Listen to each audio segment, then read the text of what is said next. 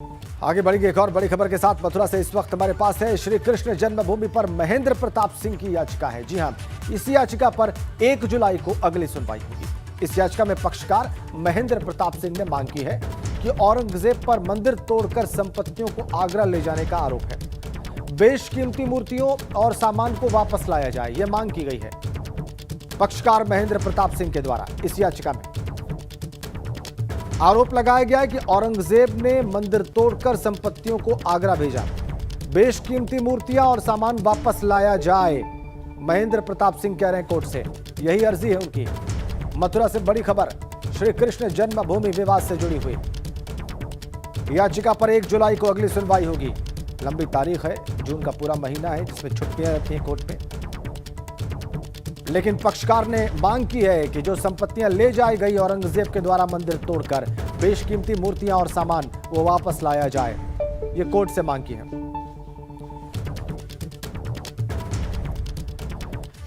इधर ताजमहल में पूजा करने का विवाद एक बार फिर से देखने को मिल रहा है। अखिल भारतीय हिंदू महासभा के सत्संग प्रमुख साध्वी राधा शरण ने आगरा पहुंचकर ताजमहल में पूजा करने की अनुमति मांगी।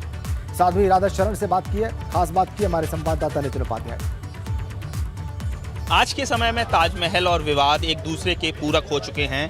रोजाना नए नए विवाद खड़े हो रहे हैं और जिस तरीके से अभी हाल ही में रविवार को मत्स्येंद्र गोस्वामी, जो रई जालौन से ताल्लुक रखने वाले एक संत ने यह आरोप लगाया कि ताजमहल के रॉयल गेट के पास जो आर्ट गैलरी है वहाँ तमाम तरह के जो फोटोग्राफ्स हैं उसमें भगवान के चित्र वॉशरूम के नज़दीक लगे हुए हैं, उन्हें हटाया जाए। और ऐसे में जो मथुरा वृंदावन से ताल्लुक़ रखने वाली साध्वी राधा शरण जी आज पहुंची हैं कलेक्ट्रेट और वो चाह रही हैं कि इन फोटोग्राफ्स को उनके सुपुर्द कर दिया जाए। तो एएसआई ने कह दिया है कि कोई फोटोग्राफ्स नहीं हटाए जा रहे हैं, कोई आर्ट गैलरी नहीं शिफ्ट की जा रही है। आप क्या मांग कर रहे हैं? देखिए, सर्वप्रथम आगरा के डीएम साहब से मैं यही कहना चाहूँगी कि हमारी मांग है, हमारी आस्था का विषय है यह, और मेरा मानना है कि डीएम साहब भी एक हिंदू धर्म से बिलोंग करते हैं। तो आप भगवान से ऊपर नहीं हो सकते, केवल एक राष्ट्र के प्रशासनकारी हो सकते हैं, भगवान नहीं हो सकते हैं। तो आप सोच समझ करके हमारी आस्था पर ध्यान दीजिए। हमारे जो भगवान कृष्ण, राधा कृष्ण की जो तस्वीर है उसको वॉशरूम के पास में जो लगाया गया है तेजो महल में, उसको या तो आप वहाँ से उनको हटा करके उनके उचित स्थान पर उनको स्थापित करिए, नहीं तो फिर हम वृंदावन से, मैं आई हूँ, आज अकेली आई हूँ, और जब राधा रानी का हमको आदेश होगा तो मेरा समूह भी साथ में आएगा और हम अपनी आस्था को रौंदने नहीं देंगे, क्योंकि यह पूरा हिंदू जाग चुका है और पूरा हिंदू समाज इसके खिलाफ खड़ा हो जाएगा। हम अपने भगवान कृष्ण को वहाँ से उठा करके और उनके वृंदावन धाम में उनको स्थापित कराएंगे। आगरा से नितिन उपाध्याय, एबीपी। ये मांग आपने देखी। और आगरा में ही ताजमहल के परिसर में तब हड़कंप मच गया जब पुलिस और सीआईएसएफ के जवान हथियार लेकर एक्टिव दिखाई दिए। इस दौरान पूरी तत्परता के साथ जवानों ने 2 लोगों को हिरासत में ले लिया। दरअसल ये पुलिस और सीआईएसएफ का संयुक्त मॉक ड्रिल था। इसमें ताजमहल पर किसी भी तरह के हमले को रोकने का अभ्यास किया गया है।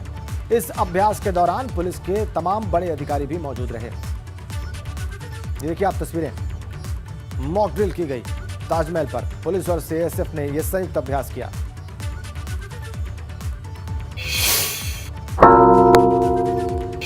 आगे बढ़ते हैं। 29 मई को लखनऊ में यूपी भाजपा की बड़ी बैठक है।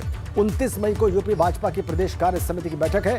सीएम योगी समेत सभी मंत्री इस बैठक में शामिल होंगे। संगठन के पदाधिकारी भी इस बैठक में मौजूद रहेंगे। लखनऊ के साइंटिफिक कन्वेंशन सेंटर में यह मीटिंग होगी। बड़ी खबर, 29 मई को यूपी भाजपा की प्रदेश कार्य समिति की बैठक होगी और सीएम योगी समेत सभी मंत्री इस बैठक में शामिल होंगे। बड़ी खबर आ रही है। प्रदेश कार्य समिति की बैठक, संगठन के तमाम पदाधिकारी इस बैठक में मौजूद रहेंगे।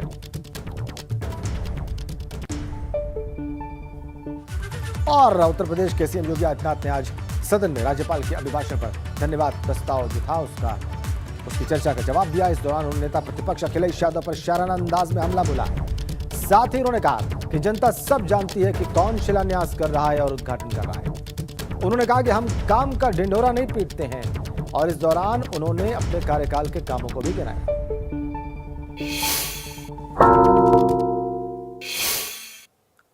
नेता प्रतिपक्ष की कुछ बातों को लेकर के बहुत आश्चर्य हो रहा था और ऐसा लगता था कि एक होता है कि व्यक्ति चुनावी सभाओं में बात करता है, वहां पर वह अपनी अपनी मीठी मीठी बातों को बोलता है, लेकिन सदन में चुना गया सदस्य तो यह प्रदेश के अलग अलग भागों से चुन करके आया है। जमीनी धरातल की बात उनके सामने अगर होती तो बहुत अच्छा होता। और मुझे उनकी भाषण पर एक बात कहनी है कि नजर नहीं है, नज़ारों की बात करते हैं, जमी पे चांद सितारों की बात करते हैं। वो हाथ जोड़ के बस्ती को लूटने वाले भरी सभा में सुधारों की बात करते हैं। हम ढिंढोरा पीट पीट करके ये नहीं कहते थे कि हमने मेट्रो चला ली, हमने एक्सप्रेसवे बना लिया, हमने एयर कनेक्टिविटी दे दी। जनता जानती थी कौन शिलान्यास कर रहा है, कौन उद्घाटन कर रहा है, कौन राशन दे रहा है, कौन अपराधों को नियंत्रित कर रहा है, कौन निवेश को ला रहा है, कौन नौजवानों को रोजगार दे रहा है। ये जनता जनार्दन जानती थी और इसीलिए जनता जनार्दन ने भी तमाम अफवाहों को दरकिनार करते हुए भारतीय जनता पार्टी नेतृत्व पर विश्वास किया, सरकार को पुनः आने का अवसर दिया। 37 वर्षों के बाद, महोदय 37 वर्षों के बाद कोई सरकार अपना 5 साल का कार्यकाल पूरा की, कार्यकाल पूरा करने के बाद फिर से आई है और फिर से धमाकेदार तरीके से अपना काम प्रारंभ भी कर रही है।